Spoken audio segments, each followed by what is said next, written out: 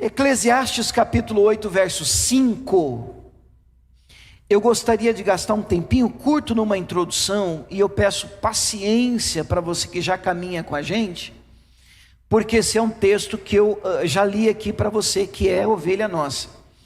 Inclusive é um texto que faz parte de um testemunho pessoal na minha vida, de transição, de mudança de tempo, de mudança de estação.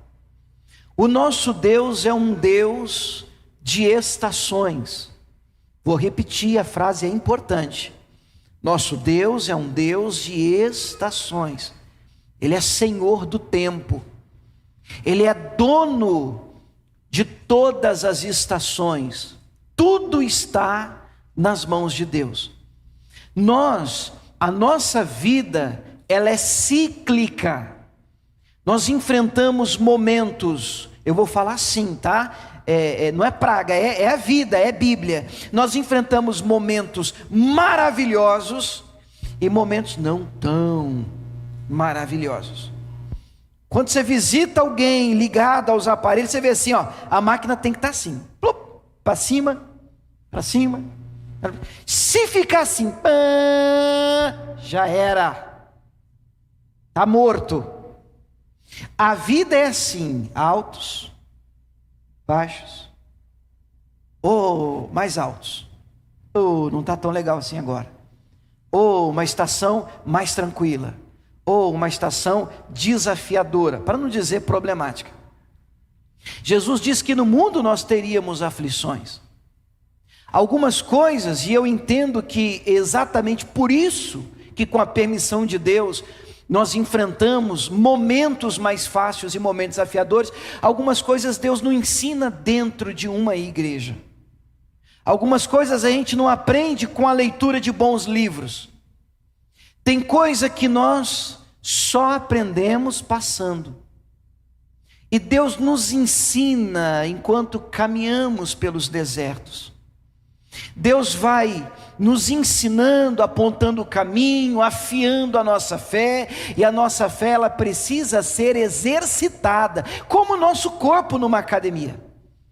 E se você não treina a sua fé, não exercita a sua fé, e obviamente a melhor maneira de fazê-lo é diante dos desafios que a vida prepara para a gente, a sua fé ela vai se tornando fraca, raquítica, debilitada. E o nosso Deus quer nos ver crescer, como um bom pai que Ele é. E se você tem filhos, você deve saber disso. Se você escondê-los e não permitir que eles enfrentem nada, você está fazendo um terrível mal aos seus filhos. Porque eles não estão prontos para os desafios que a vida reserva para eles. Então nós precisamos deixá-los sim enfrentar frustrações, decepções, porque isso é da vida, e ali eles crescem, amadurecem e se tornam homens e mulheres alinhados à vontade de Deus, à palavra do Senhor. Quem está entendendo isso, diga amém. É importante partir disso, porque esse mundo de utopia, o fantástico mundo de Bob, ele não existe na vida de fé. Num cristianismo saudável, desafios nos aguardam. Pode ser que você esteja aqui essa manhã ou em casa, enfrentando o melhor tempo, a melhor estação da sua vida. Mas pode ser que você esteja aqui também dizendo, pastor, o que é isso? Parece que o inferno colocou um alvo nas minhas costas. E assim, parece que todo mundo combinou no inferno, mira só ele, viu? E tem época da nossa vida, meu irmão, que parece que é uma coisa atrás da outra. É desafiador. Mas isso não significa que Deus te abandonou. Até porque a presença de Deus não é medida por circunstâncias. Jesus Cristo prometeu que estaria conosco até a consumação de todos os dias dos séculos, até o último dia. Então, dias bons, dias maus, dias em que você canta e arrepia e chora na igreja, e dias que você canta e parece que você não sente nada. Em todos esses dias Deus está com você. Você pode dizer amém por isso? Então deixa eu só gastar um tempinho nessa introdução, e talvez você já me tenha ouvido falar disso, mas é importante porque eu sinto que existem pessoas chegando hoje e que precisam ouvir isso, e que precisam dessa direção, desse direcionamento que me salvou. E acredito que essa palavra tem poder também para virar uma página muito importante e iniciar um novo capítulo na sua vida. Eclesiastes 8:5 diz assim, eu leio primeiro na Almeida Revista e Corrigida: quem guardar o mandamento não experimentará nenhum mal, e o coração do sábio discernirá o tempo e o modo. A frase que eu vou pedir para você guardar é essa, final: o coração do sábio discernirá o tempo e o modo. Será que a gente pode guardar isso? Vamos tentar decorar? O coração do sábio discernirá o tempo e o modo. Vamos melhorar isso sem mudar a Bíblia, obviamente. Eu quero que você decore assim comigo: um coração sábio, pode repetir?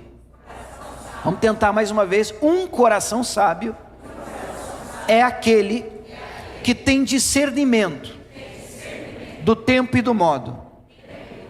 Entenda tempo quando e entenda modo como. Não adianta você só fazer o certo se você está fazendo isso na hora errada. O certo na hora errada também dá errado. Você precisa de um casamento perfeito na sua vida, onde você entende a hora certa de fazer, de tomar a decisão certa. E quando você alinha estas coisas, o casamento é fantástico. Os resultados são maravilhosos. Por exemplo, ter filhos é maravilhoso, a Bíblia diz que eles são herança do Senhor, mas o ideal é que você os tenha em um tempo certo, dentro de uma família validada, um casamento abençoado. Isso vai te ajudar muito, muito. É interessante que você também dirija, aprenda a dirigir, tenha o seu carro, mas é importante que você o tenha também na maioridade, com carta, e você esteja legalmente habilitado. Então existe a hora certa de se fazer a coisa certa. Amém? Essa frase eu decorei porque eu tive uma experiência e já contei ontem eu estava conversando com um pastor também, isso me veio à tona, é um dos motivos de eu estar conversando com vocês, e como essa introdução, essa frase, esse ensinamento, ele é importante para a gente tomar algumas decisões na vida. E conversando com ele, o Espírito Santo me cobrou de que martelasse isso no coração de vocês que caminham com a gente, porque eu demorei a compreender isso, mas isso só me veio ao coração com a visita de um pastor, que eu contei para alguns aqui, alguns pastores, eu já abri o coração, expliquei isso em detalhes, mas eu recebi uma visita pastoral quando a gente estava fora do país, e foi um negócio assim, como diz uma colega nossa do Rio de Janeiro, muito sinistro. Eu creio que Deus é um Deus de coisas maravilhosas e extraordinárias, mas tem umas coisas que realmente Deus sai da curva com a gente. E de vez em quando, isso não é sempre, de vez em quando, nós experimentamos, temos da parte de Deus, algumas experiências sobrenaturais. Você crê em experiências sobrenaturais com Deus? Você crê num Deus sobrenatural?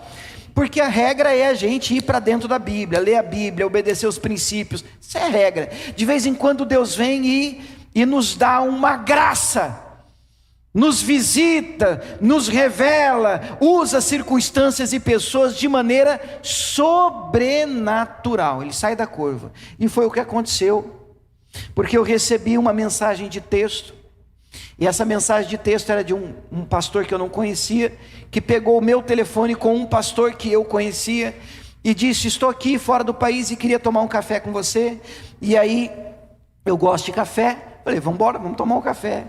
Levei a Camila e nós sentamos numa mesa com ele, e ele disse assim: William, o nosso problema, perceba a educação do pastor. Ele disse nosso, quando ele já podia já ter dado no meio de mim, né? Porque era o meu problema. Mas ele disse assim: William, o nosso problema é que a gente não tem discernimento do tempo e do modo. E eu, por educação, eu fiquei sorrindo para ele e balançando a cabeça, e ele educadamente disse: fica tranquilo, eu vou te explicar melhor. Ele percebeu que eu não entendi nada, e ele disse assim para mim: William, imagine esse momento agora, um momento calor como esse, quente, e esses dias Aqui em Ribeirão, meu Deus do céu, está desafiador, está muito quente.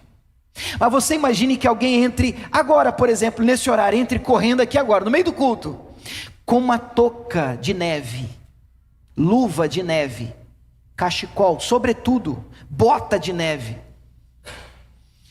suando bicas de água, bicas, o cara está derretendo, dizendo: pastor Miguel, pelo amor de Deus, misericórdia, vou morrer, eu estou quase desmaiando, está muito quente, estou suando, pastor, ora por mim que eu estou suando muito, pastor. Você vai dizer para ele assim, ele me contando, você vai dizer para ele assim: William, o seu problema não é falta de oração, o seu caso não é caso para a oração, o seu problema é que você não está discernindo bem o seu tempo quente. E porque você errou no discernimento do tempo que você está vivendo, você errou no modo de se vestir. Melhorou, não melhorou? Porque se você tem discernimento da estação que você está vivendo, você vai acertar em como você vai viver nesse tempo. Porque existe tempo de cachecol, acho que em Ribeirão não, né? Mas em alguns lugares tem. Existe tempo para touca, existe tempo para o casaco, e existe tempo para regata, para uma bermuda, chinela havaiana, olha que maravilha. E a Bíblia diz em Eclesiastes 3 que tudo tem o tempo certo. Existe o tempo certo para você tomar a atitude certa. E nós precisamos de um discernimento, entender qual é o nosso tempo.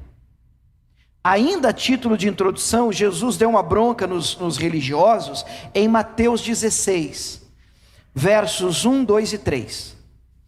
E a bronca de Jesus estava ligada a essa falta de discernimento do tempo. Você quer ver? Mateus 16, verso 1, diz assim: chegando-se os fariseus, os saduceus, para o tentarem, pediram-lhe que lhes mostrasse algum sinal do céu. Mas ele respondendo disse-lhes: quando é chegada a tarde, dizeis, haverá bom tempo, porque o céu está rubro. E pela manhã dizeis, hoje haverá tempestade, porque o céu está de um vermelho sombrio. Aí lá vem a bronca de Jesus: hipócritas, Jesus falando para os fariseus, porque vocês sabem diferenciar a face do céu, e vocês não conhecem os sinais dos tempos. Vamos traduzir o que Jesus está dizendo? Jesus está brigando com os religiosos, está dizendo: vocês facilmente são capazes de olhar para o céu e dizer: o tempo está fechando, vai chover. E não é assim?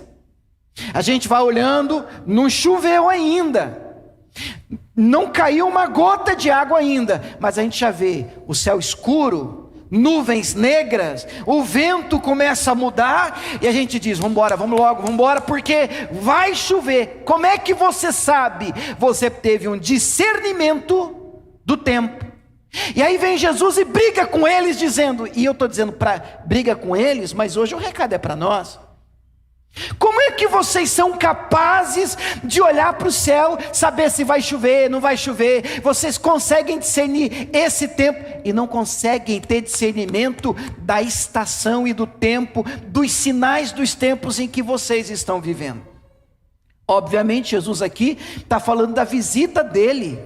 Como Messias ele chegou e as pessoas não tinham consciência e discernimento que estavam sendo visitados pelo Messias. Eles não conseguiram perceber isso. Mas nós estamos trazendo isso para a nossa vida. Quem está me acompanhando, diga amém. Nós precisamos de ter um discernimento da nossa estação. Você pode repetir comigo? Diga: eu preciso ter discernimento da estação em que eu estou vivendo, para acertar em como eu vou passar por esse tempo. Eu me lembro, isso é tão importante para mim, eu me lembro de ter contado para alguns de vocês aqui, que houve um momento em que eu me lembro da Arca de Noé, Gênesis 6, você deve saber da história de Noé, em que Noé gasta a vida dele construindo Eu estou dizendo isso para alguém, tenho certeza disso. Ele gasta a vida dele construindo uma arca. E eu fui pesquisar, essa obra demorou de 90 a 100 anos. De 90 a 100 anos. Vamos jogar para menos, 90 anos. Irmão, hoje muita gente não vive isso. 90 anos é uma vida em um projeto, dedicada à construção da arca. Deu certo o projeto? Muito. Ele salvou a família dele com a arca.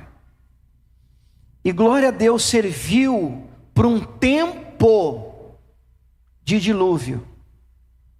Mas o dilúvio não durou para sempre. A estação mudou.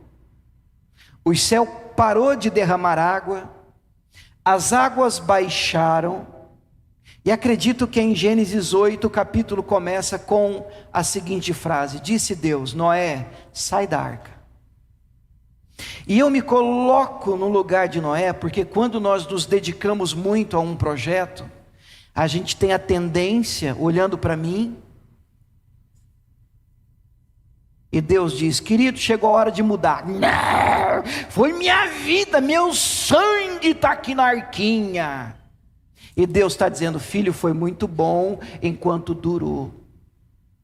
Você pode pôr fogo nisso agora. Porque uma nova estação chegou. Mas se você não entende que a estação mudou, você vai querer viver dentro da mesma arca, que já não serve mais para um novo tempo. Quem está entendendo isso, diga amém. Tá, então eu queria te convidar a pensar um pouquinho, para a gente começar a pregar agora. Qual é o seu tempo? Olhando para a sua vida, obviamente você não precisa me responder, é para você refletir. O seu tempo, a sua estação, olhando para os sinais que te cercam, você está vivendo um tempo de paz, um tempo de tranquilidade, você está vivendo um tempo de guerra, você está vivendo um tempo de luta, você está vivendo um tempo em que você, meu Deus, abre a Bíblia, parece que Deus se engraçou com você, tudo é para você, ou você está vivendo um tempo em que você vem na igreja, meu Deus, você vê o vizinho da esquerda chorando, o da direita pulando igual pipoca, na presença de Deus, cheio do fogo do Espírito Santo, e você olha e diz, Deus, deve ter alguma coisa de errado comigo.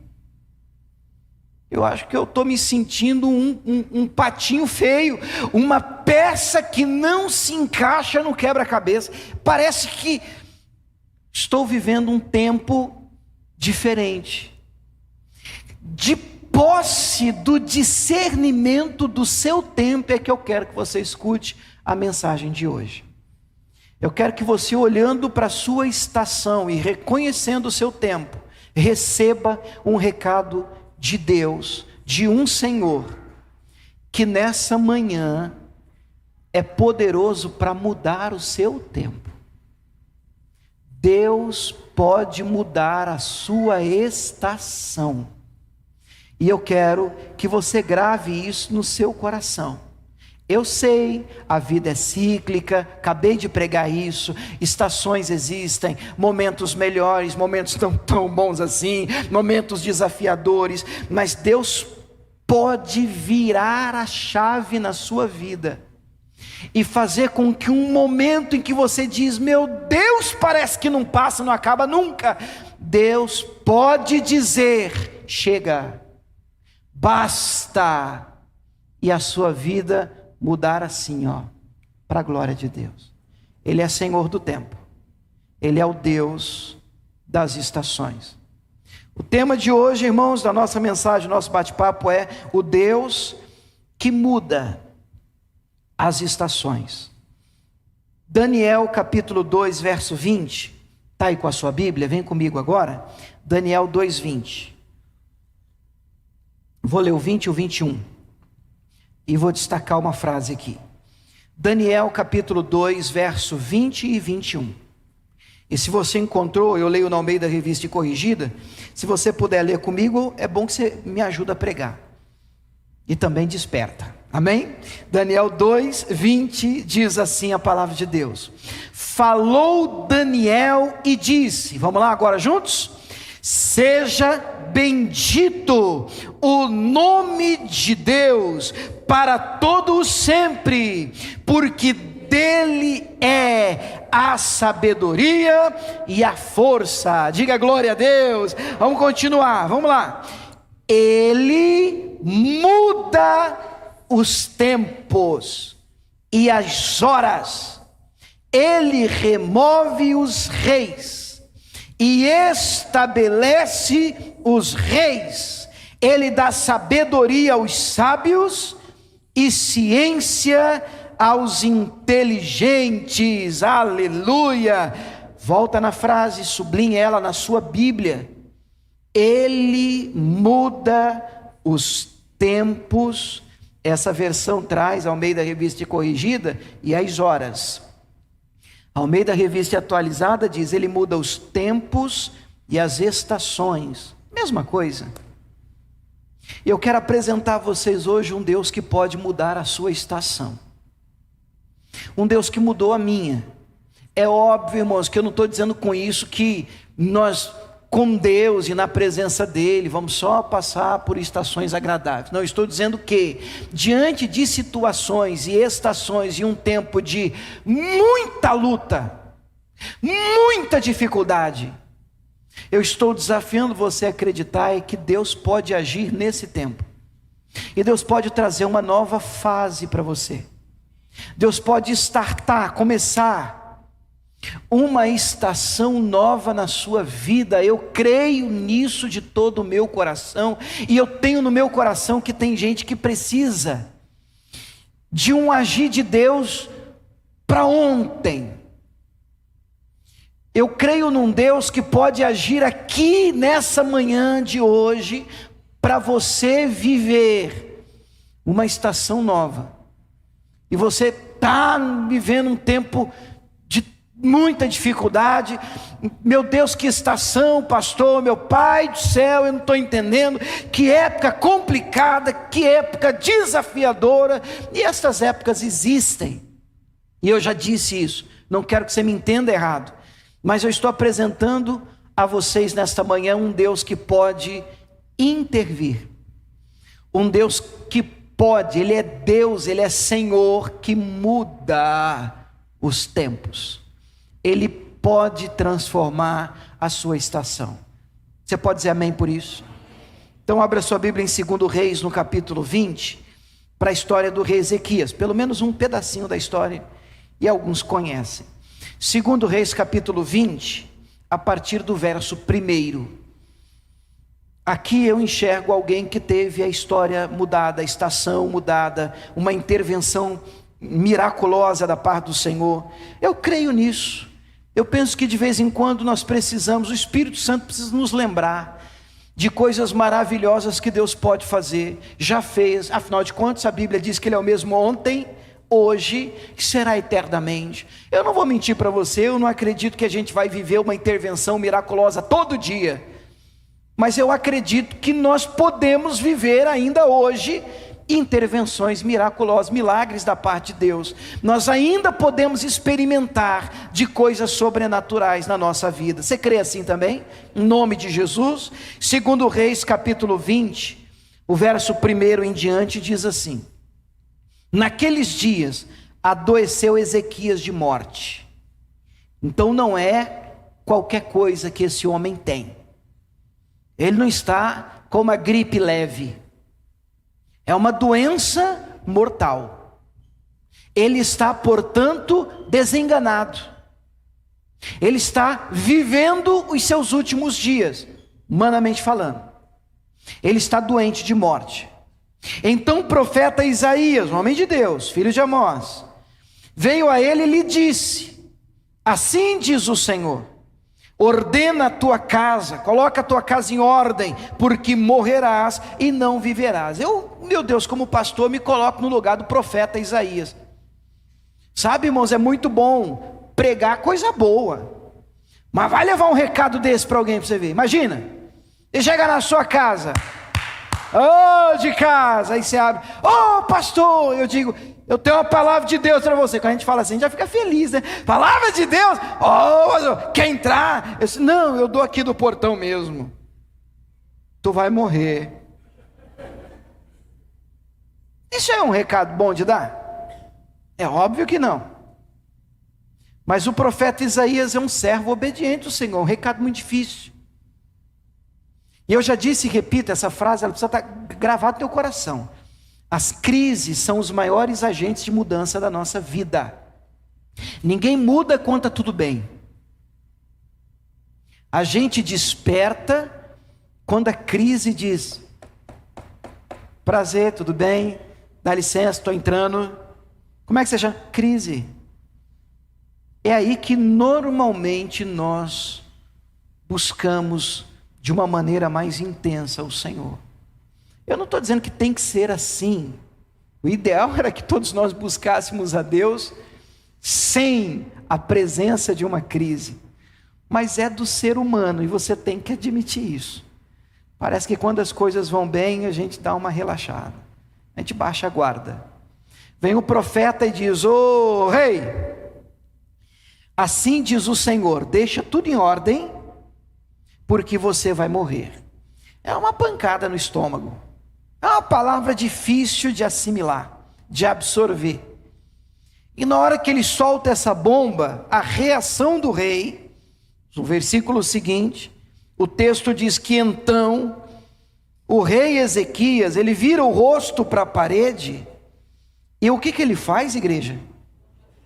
Ele orou ao Senhor, dizendo: ah, Senhor, ser servido de te lembrar de que andei diante de ti em verdade, com um coração perfeito, eu fiz o que era reto aos teus olhos. E o texto diz que chorou Ezequias muitíssimo. Não é chorou um pouco, ele chorou muitíssimo. Porque é uma crise forte, é uma estação muito difícil. Ele está encarando a morte iminente. Mas ele vira o rosto para a parede, ele ora ao Senhor, ele chora, ele clama, como foi dito aqui na hora da intercessão. A gente não conhece toda a oração, mas ele chora, ele deságua, ele desaba, ele rasga a alma. E o texto vai e continua dizendo: que sucedeu, pois que, não havendo Isaías ainda saído do meio do pátio, ele não tinha ido embora ainda, veio a palavra do Senhor, mais uma vez, dizendo: volta, dize a Ezequias, o chefe do meu povo, assim diz o Senhor, Deus de Davi, teu pai, eu ouvi a tua oração, eu vi as tuas lágrimas, e eis que eu te sararei. E ao terceiro dia subirás à casa do Senhor, como forma de gratidão, de adoração ao Senhor. Bom, primeiro penso no profeta, talvez porque eu sou pastor, eu acabo de dar um recado difícil como esse: tu vai morrer, coloca a casa em ordem. Eu estou indo embora e Deus diz: volta lá. Eu disse: que foi? Não, volta lá e não vai morrer mais não. Fala para ele que ele vai viver. Eu disse: o senhor tem que decidir aí em cima. Vai morrer ou vai viver? Mas obediente, o profeta volta e diz para ele: olha, porque agora o recado é maravilhoso. Deus ouviu a tua oração. Não é uma frase linda? Então capricha comigo, vamos tentar juntos? Deus ouviu a tua oração. A tua parece que é de todo mundo menos nossa. Vamos trazer isso para o pessoal? Vamos trocar a tua pela minha? Vamos lá? Deus ouviu minha oração. Eu queria lembrar vocês, igreja do Senhor, que nós servimos um Deus que ainda ouve orações. É importante a gente lembrar disso, irmão, porque tem oração que a gente faz, sabe aquelas orações assim que a gente faz? Vou falar a gente, vai, vamos dividir a cruz. A gente faz por fazer. Aquele negócio que a gente faz assim: Deus, está aí, nem sei se vai virar, Senhor, mas está orado, em nome de Jesus, amém. Mas é importante lembrar que a oração move a mão de Deus. A gente precisa acreditar mais nisso. De vez em quando a gente vive como a palavra já veio, inclusive dizendo que o negócio, o caldo entornou. Não vou nem orar. Não vou nem buscar Deus para mudar essa estação, esse tempo. Afinal de contas, o que tiver que ser, será. Eu não sei onde você leu isso. Você pode orar. Você deve orar. Se você está enfrentando uma estação, um tempo difícil na sua vida, como Deus deseja ouvir a tua oração, e se necessário for, ver as tuas lágrimas. Eu ouvi a tua oração, eu vi as tuas lágrimas. Estou mudando a estação da sua vida, rei Ezequias. Eu estou trazendo um tempo novo. Você vai ser curado. Você vai ter um tempo extra. Você está ganhando um bônus. Você está sendo abençoado. Por quê? Porque eu ouvi a tua oração. Porque eu vi as tuas lágrimas. Eu estou mudando a chave da sua vida, Ezequias. Gente, isso não é maravilhoso? Isso é maravilhoso. E na hora que ele recebe essa palavra, a reação de Ezequias é a seguinte, no versículo de número 8, pode pular para o 8. Ele diz assim: qual é o sinal que o Senhor vai me sarar? Eu gostaria muito de atacar o rei Ezequias, mas eu olho para ele, eu me vejo nele, porque veja só, você vem aqui, recebe uma visita, e a visita diz, tu vai morrer. Aí a visita volta e diz, não vai morrer, brincadeirinha, não vai morrer mais não, você vai viver. Você diz, olha, vamos parar de palhaçada, querido, porque você vem aqui e me dá um ataque desse.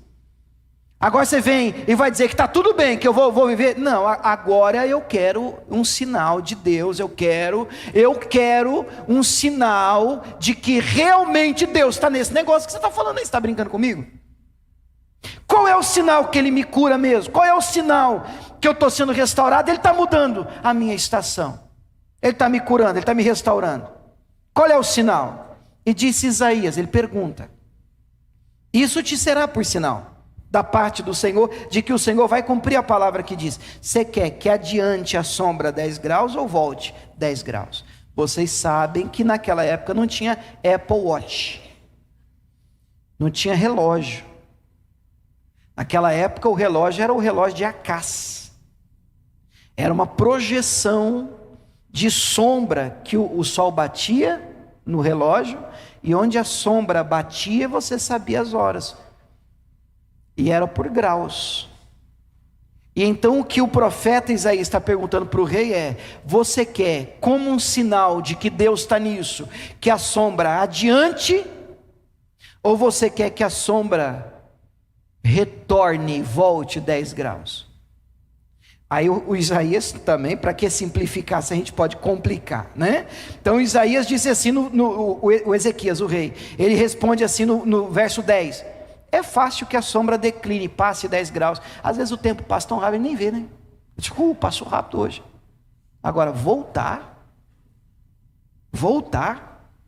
aí você tem que ver Deus no negócio mesmo. Então não aconteça isso. Eu quero é que a sombra volte 10 graus. Então o profeta Isaías clamou ao Senhor e fez a sombra voltar 10 graus. Você crê nessas coisas? A gente aqui é crente mesmo com força, né? Olha o hoje a gente tem um pouquinho de noção de astronomia, a gente sabe que o planeta gira em torno de si, sistema solar, é isso que faz contar os dias, as horas, os anos, é essa noção de que nós estamos girando também em torno de si e em torno do sol, e toda essa noção a gente hoje tem. Eles não, talvez se tivesse, não teria feito um pedido desse. Porque o pedido é para dar uma travada no planeta e uma rezinha de 10 graus. Talvez hoje a gente disse, não dá para pedir um negócio, isso é muito complicado. E o que é complicado para Deus? Eu olho para esse texto assim, você não tem ideia do que Deus é capaz de fazer só para te mostrar que Ele é com você, que Ele está nisso com você, que Ele está nessa guerra contigo, que Ele está com você nessa batalha.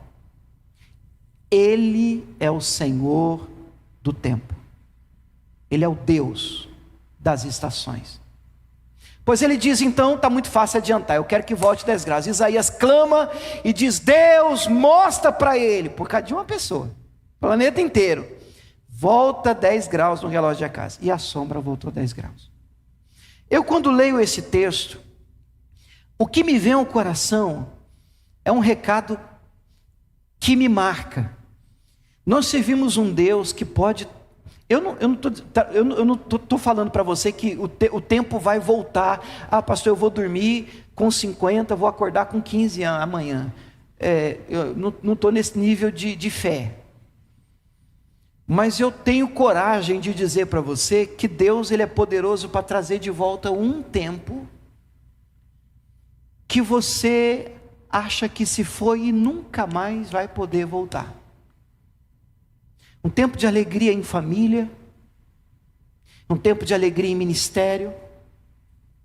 Porque, irmão, eu sei o que eu estou te falando. Tem coisas que passam na vida da gente, a gente olha para trás e diz, nunca mais vai ser a mesma coisa. E de fato essa é a regra, sabe, irmão? O que passa não volta. A não ser que o Deus, Senhor do tempo e das estações, opere. Ele pode trazer de volta na sua vida um tempo de alegria, um tempo de felicidade, que você sonha, tem saudade. Eu disse, que lindo aquela época, pastor. Pastor, que tempo maravilhoso aquele que eu vivi na igreja, aquele que eu vivi em casa, aquele que eu vivi com o meu marido, com a minha esposa, com os meus filhos, pastor, hoje. Que época boa, pastor. É uma pena que o que passa não volta. E Deus está te dizendo, vira o rosto para a parede. Eu quero ouvir a tua oração. Quero ver as tuas lágrimas. Porque eu posso trazer de volta para a sua vida uma estação que se foi. Eu sou o Senhor do tempo e das estações. Você crê nisso? Joel capítulo 2, verso 25, nos traz uma promessa. Joel capítulo 2, verso 25. É Antigo Testamento, eu também leio na Almeida Revista e Corrigida. 2:25. Eu vou ler até o 27, e diz assim: restituir-vos-ei os anos que foram consumidos pelo gafanhoto, a locusta, o pulgão, a aruga, meu grande exército que enviei contra vós. Comereis fartamente, ficareis satisfeitos, louvareis o nome do Senhor, o vosso Deus, que procedeu para convosco maravilhosamente. E o meu povo não será mais envergonhado. E vós sabereis que eu estou no meio de Israel, e que eu sou o Senhor, o vosso Deus, e ninguém mais. E mais uma vez, o meu povo não será envergonhado para sempre. Como é que começa mesmo o 25? Restituir-vos-ei.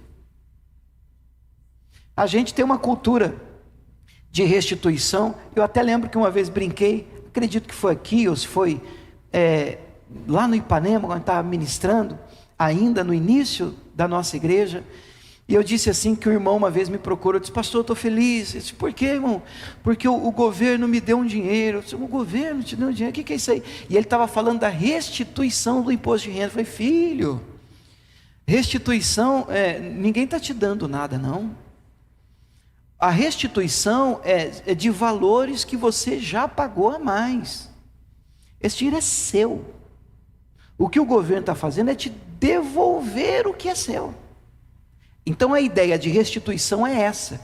A gente paga um seguro de carro para, se for preciso, e tomara que é uma coisa que a gente paga para não usar, torce para não usar, mas se for preciso, te der PT, perdeu, perca total, você pode ter restituído o valor do seu carro, um automóvel, naquele valor, naquele modelo, para que você então não fique no prejuízo. Restituição. Agora, é interessante que essa linguagem na Bíblia de restituição, a frase toda, ela aparece assim: restituir-vos-ei o quê? O quê? Usando. Porque um carro, uma seguradora pode te dar. Um dinheiro, quem sabe um governo te restitui. Mas pensa numa coisa que só Deus pode trazer de volta na vida da gente. Um tempo perdido, irmãos. Um tempo perdido, irmãos. Só o Senhor do tempo. Só o Deus das estações. Eu queria separar um tempo para orar por vocês, e eu termino lendo Jó, capítulo 42, verso 10. Jó 42, 10. Jó para mim é um dos livros mais desafiadores. Você sabe que foi o primeiro livro a ser escrito na Bíblia. Jó. Jó é um livro desafiador. Tem crente que evita Jó. Tem pastor que evita Jó. Porque para nós é importante ter a explicação para tudo que acontece. Já é um livro de soberania divina, mas sem entrar no mérito do porquê, das aflições de Jó, fica muito claro, e eu penso que nisso nós todos podemos concordar, Jó passou por uma estação muito difícil. Muito difícil. Amém? Vocês conhecem o Jó? Às vezes eu estou falando do Jó aqui. Quem já ouviu falar do Jó na Bíblia? Tá, então tá bom, é que vocês estão prestando atenção. Então o Jó passou por uma estação muito difícil. Muito difícil. Só mais uma vez. Muito difícil. E assim, ele foi abandonado por todos, ele perdeu tudo e todos, ele passou um perrengue, e os amigos da onça, você conhece amigo da onça?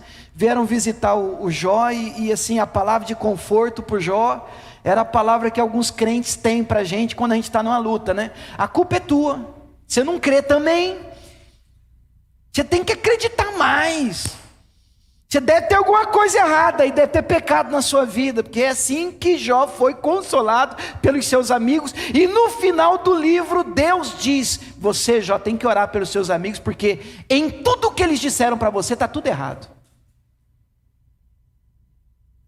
Está tudo errado o que eles falaram para você. Como eu me alegro com isso, porque é verdade que tem luta que a gente enfrenta, porque a gente dá brecha, mas isso não é absoluto. Às vezes nós enfrentamos, gente boa também enfrenta luta, irmãos. Gente honesta, gente temente a Deus, gente com o coração alinhado à palavra também enfrenta guerra. Estações difíceis. E eu penso que é aí que a crise mais chega, porque quando você está mal com Deus, você já sabe que tem que buscar mais. Mas quando você está alinhado com Deus e o tempo fecha, você fica em crise. Você diz: Deus, eu não estou entendendo mais nada. Caramba, eu faço tudo certo, eu luto para viver direito, eu estou assim andando em retidão com o Senhor, não estou compreendendo, e a coisa, e que estação complicada. Mas essa frase, eu quero orar ela com você hoje. Eu não vou nem dizer vocês, porque eu entendo que essa palavra é um pouco mais singular. Eu acredito no meu coração e repito, que tem gente aqui que precisa disso hoje. Jó 42, 10 diz assim, destaca na sua Bíblia, eu gosto de fazer isso, talvez você sirva para você, de destacar, de sublinhar. A frase é essa: o Senhor virou o cativeiro de Jó.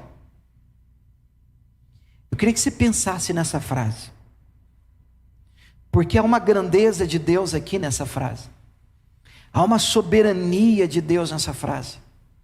Há um poder inigualável, como nós cantamos agora há pouco nessa frase: Senhor onipotente, grande e poderoso é o seu nome. Ele é merecedor de toda a glória.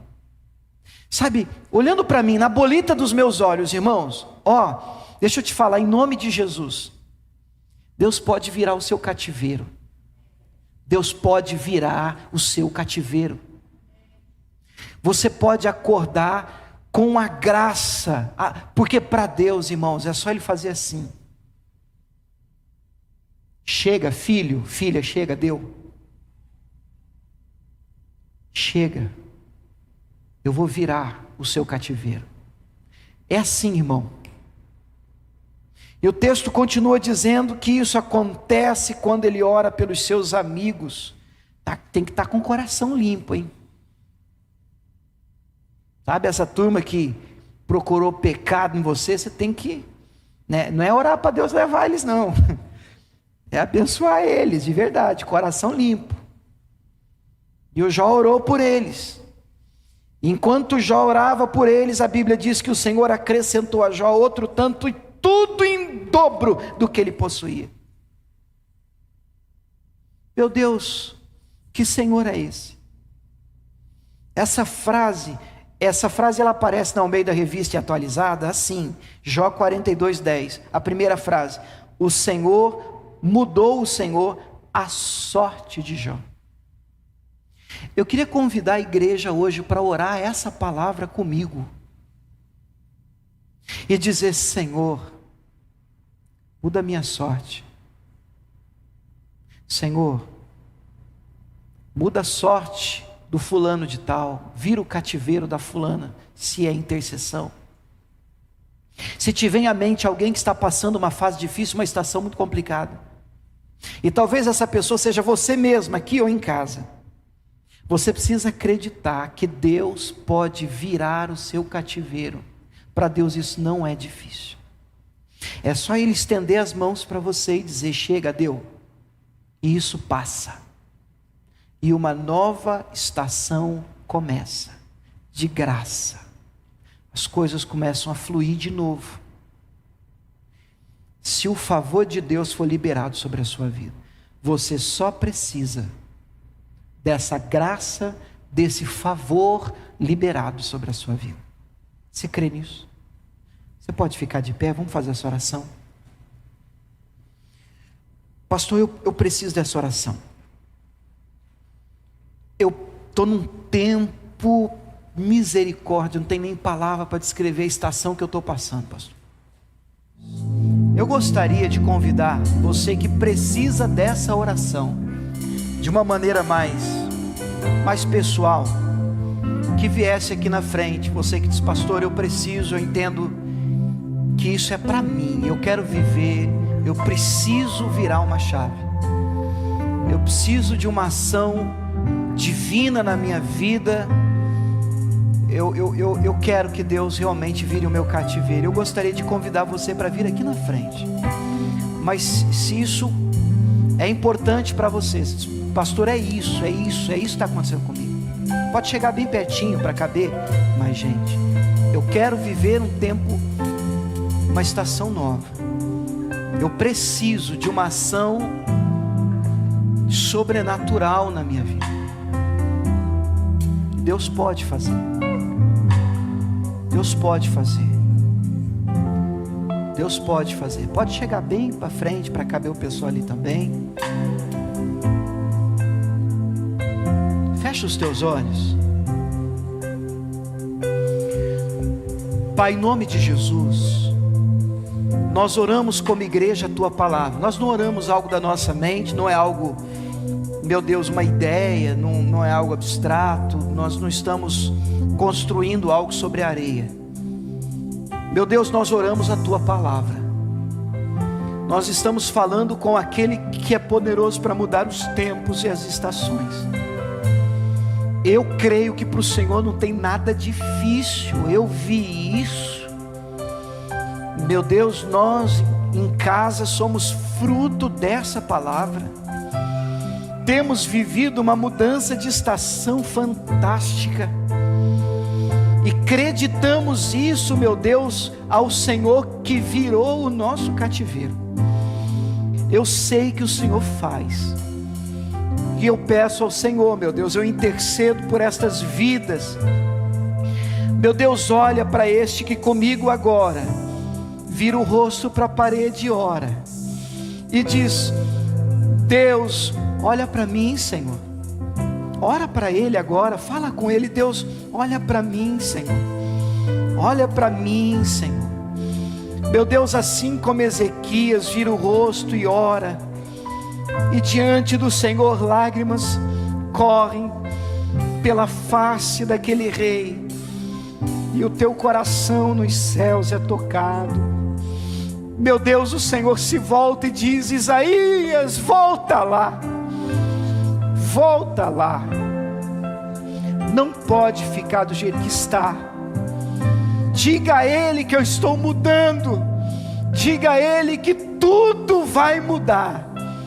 O novo tempo está chegando, uma nova estação está nascendo. Ah, meu Deus, e o Senhor é poderoso até para nos dar sinais sobre isso.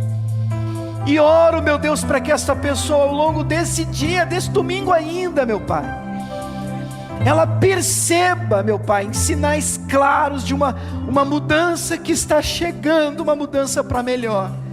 Um novo tempo, uma nova fase, uma nova estação, iniciada não por uma igreja, não por um líder religioso, mas pelo Senhor do tempo, pelo Deus das estações.